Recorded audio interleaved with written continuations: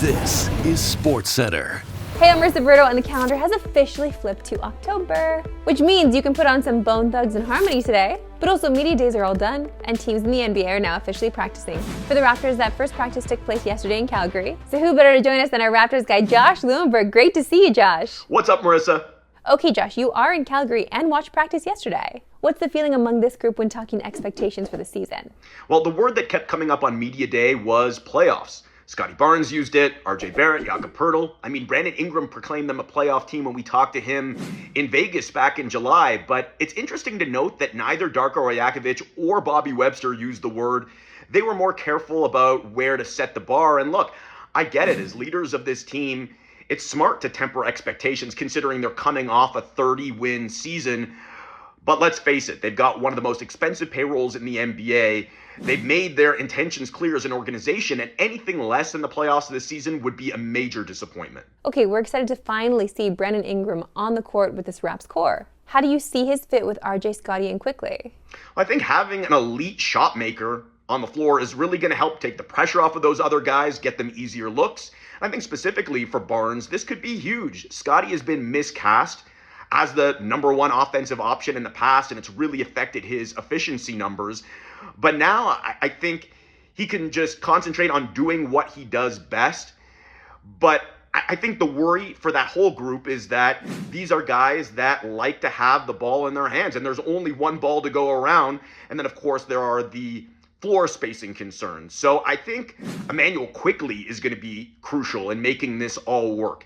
He needs to stay healthy, be a reliable, high-volume three-point shooter, and prove that he can run the offense as the lead point guard. Josh Lewinberg, a pleasure as always. Thanks, Marissa.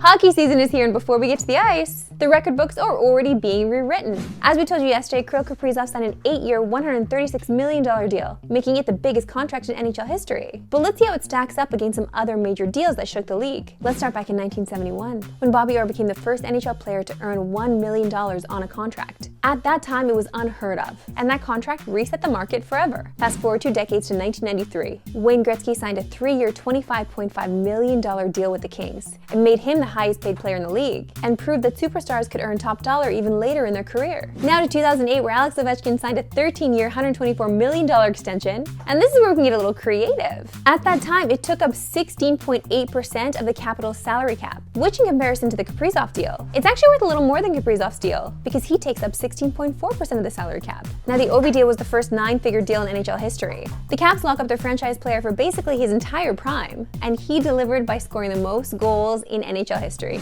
Now the hockey world was shocked when Zach Parise and Ryan Suter signed identical 13-year, $98 million deals in 2012. These deals combined took up 25% of the entire cap. It was a huge investment, but we gotta call that one a fail because ultimately both contracts ended in buyouts. Now recently we saw Leon Draisaitl sign an 8-year, $112 million extension with the Oilers. That deal took up 16% of the salary cap, and it was another deal that reset the superstar market. Now this one's slightly under Kaprizov's 16.4%, so it's right in line with the biggest contracts of the past. So of course all this is leading up to how much is McDavid gonna get and how much of the percentage of the cap is it gonna eat up. Is it possible it could hit 18%?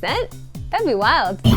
Time now for my favorite segment on yours that we love sports today. Why we love sports today. And let's start with the wise words of Guru from Gangstar, because we're going above the clouds, where infinite skills create miracles.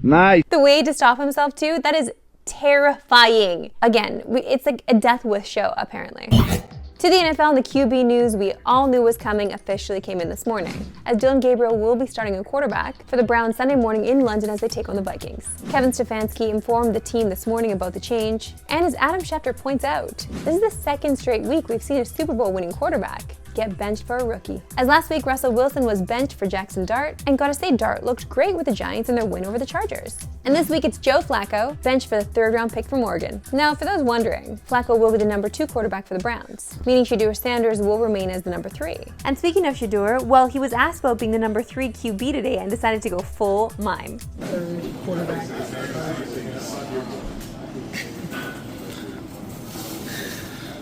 Vocally, anything to say? I guess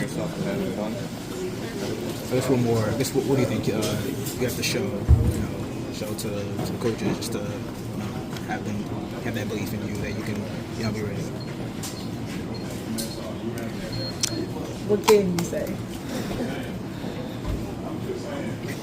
And here's a crazy stat. Gabriel becomes the 10th different Brown starter since Baker Mayfield in 2021. And this is about to get even crazier. And the 41st different starter since 1999. Wow, it must be an absolute miserable experience being a Cleveland Browns fan.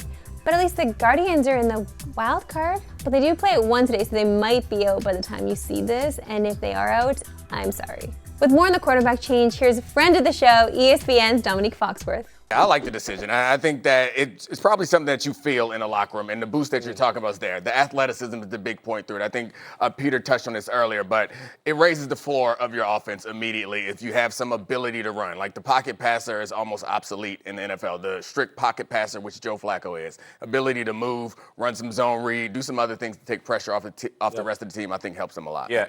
We absolutely look forward to seeing more of Dominique at Super Bowl this year once again. Now, one interesting stat for Gabriel's first start, though, is that rookie QBs are 1-9 against a Brian Flores defense, and have been sacked 35 times in those games. So yeah, we might be looking to make a sack bet before the London game.